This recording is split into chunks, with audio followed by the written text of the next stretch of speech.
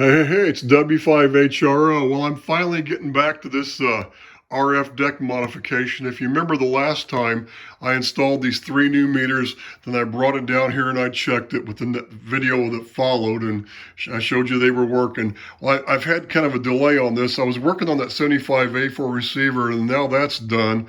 I'm going to get back to this, but the delay's been I didn't know how I'm going to couple the plate tuning knob to the vacuum cap, how I was going to mount it in there and everything. And I was searching around online. I have a skinny turns counter thing, that goes like this. It's got like from like a 0 to like 1,000 or like a 9999 turns counter, which is way overkill, but it's kind of a flimsy thing. And I just don't like the quality of it. I don't think it would, I could actually spin that vacuum cap. It wouldn't have enough torque to really do it right. So I searched around, I finally got these in today from overseas, and I found 2 of these guys, and these should work like gangbusters. And the good thing is, these are vernier knobs, but guess what? They're not really vernier knobs. The dial on it's vernier. As you spin the knob around, the dial moves real slow, but the shaft is a 1-to-1 coupling with the knob. So you spin the knob around one time, the shaft spins around one time. So I can spin it around 30 times. And the vacuum cap only needs 20 turns max to go from max C to min C. And since I'm not going to use this thing up to 10 meters anyway, I'm only going to go 17. I'm probably going to need about 15 turns, maybe a few turns less to go from the low band, which is 160, up to the high band, which is going to be 17 meters. So I did find my solution. I'm also going to mount, I've got 2 of these, so I'm going to replace this one that goes to loading cap, but I'm going to have to put the gear reducer on the loading cap, because if you look at this, let me set this thing down, this cap right here at 100 is fully meshed, and a half a turn, it's completely unmeshed. So min C to max C, well, that's what, a half a turn? I'm going to get what? On one of these knobs, it's going to move what, like half a turn on this dial. So I'm going to need it to move farther than that. So I'm going to I have a 6-to-1 gear reducer. Where'd I put that thing? I just had those. I don't know where I put them. I've got like 3 of them. I had one here a minute ago and I set it down. I don't know what I did with it, but I have a little shaft coupler, a little reducer. It's a 6-to-1 reducer.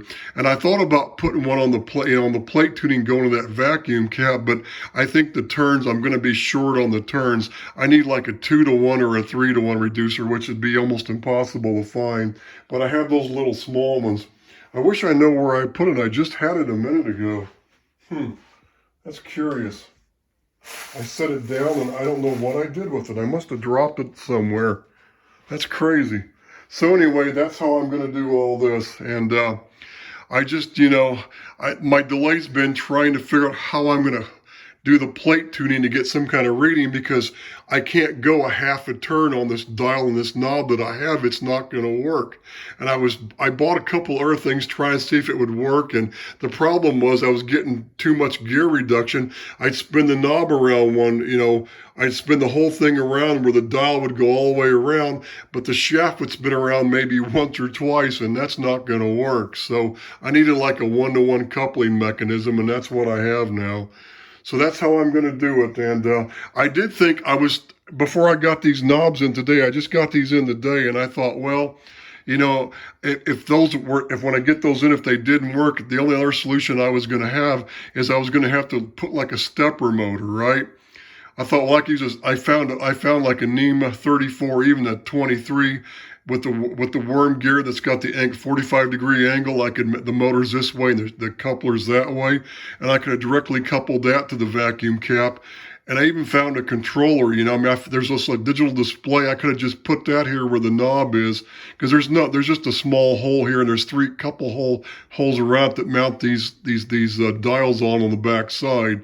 You know, I could have just cut out the square and put the controller with the 3-digit readout, you know, or whatever it is, 3 or 4 digits. It's got, you know, counterclockwise buttons, clockwise buttons, you know, and I could have just controlled the thing. I could have even programmed the thing and added like some buttons down here. Like you hit one, it automatically tunes it so it dips the plate at 160. Hit the other one on the other end, it automatically dips it for 17, you know, and all the bands in between, the 5 bands. So that would have been cool too, you know, but that would have been a lot of work. And plus that stepper motor requires a couple, 2-3 amps to drive. And I thought, well, I'm going to have to mount a switching supply down in here somewhere to power it up. And that may induce noise in the system. I thought that's probably not a good idea. But luckily, I just got these knobs in today. It looks like they're going to work. So I finally figured it out. Now I just have to fabricate the aluminum bracket. I've got some thick aluminum and I know where I can get some more pieces if I need it. I've got to cut out a piece to mount the vacuum cap. Then I'm probably going to make another piece the same size or with a smaller hole in the back side, probably out of some thick plexiglass to kind of make the rear end of that vacuum cap stable. Because here's the cap here. I've got it in a plastic bag so that because I cleaned all the silver stuff off a while back. I didn't want it to tarnish before I got it mounted in here. So I do have, you see, I can make a piece of plexiglass with that same size hole in the back to give me some support from the back too, and that would work. So that's how I'm going to do it. I'm going to put an aluminum plate.